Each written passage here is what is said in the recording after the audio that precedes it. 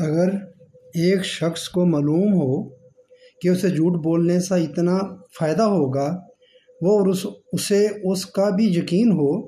کہ اس کا یہ جھوٹ نہ سوسائٹی کے نوٹس میں آ سکتا ہے اور نہ ہی عدلیہ کی مشینری کی گرفت میں، تو مادی نظریہ زندگی کی روح سے، سیکولر جسے کہتے ہیں، کہ روح سے کوئی ایسی چیز نہیں ہوگی جو اسے جھوٹ بولنے سے باز رکھ سکے۔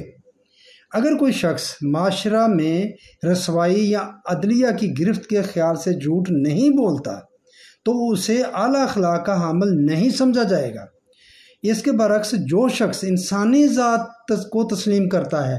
کہ انسان کے اندر ایک ذات ہے جس نے آگے جا کر جس کی جواب دہی ہونی ہے، جس پر سزا اور جزا وارد ہونی ہے، وہ عقیدہ یعنی کہ ایمان بالآخرت کو وہ سمجھتا ہے اور اس پر اس کا ایمان ہے۔ جو شخص انسانی زندگی ذات کو تسلیم کرتا ہے اور اس کے نفع یا نقصان پر نگاہ رکھتا ہے کہ ایسا کرنے سے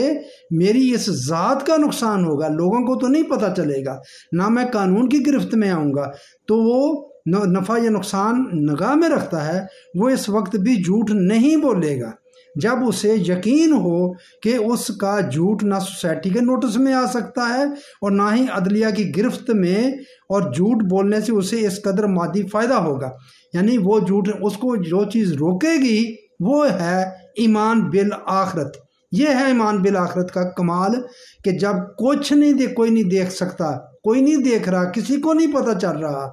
اور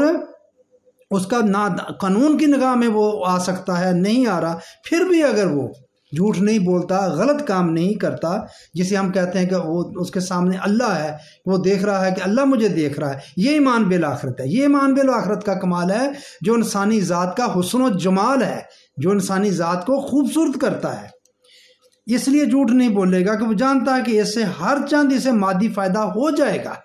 وہ سمجھتا ہے مجھے فائدہ ہو جائے گا، لیکن اس کی ذات کا نقصان ہوگا۔ وہ مادی فائدے کو اپنی ذات کے فائدے پر قربان کر دے گا۔ اسے اخلاق کہا جائے گا۔ اخلاق سمجھ جائیں، اسے اخلاق کہا جائے گا۔ قرآنی نقطہ نگاہ سے کریکٹر،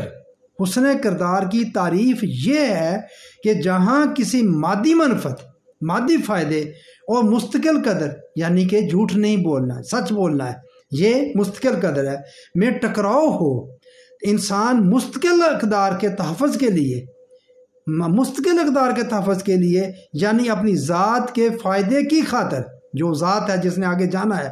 مادی مفاد کو قربان کر دے، مادی نظر،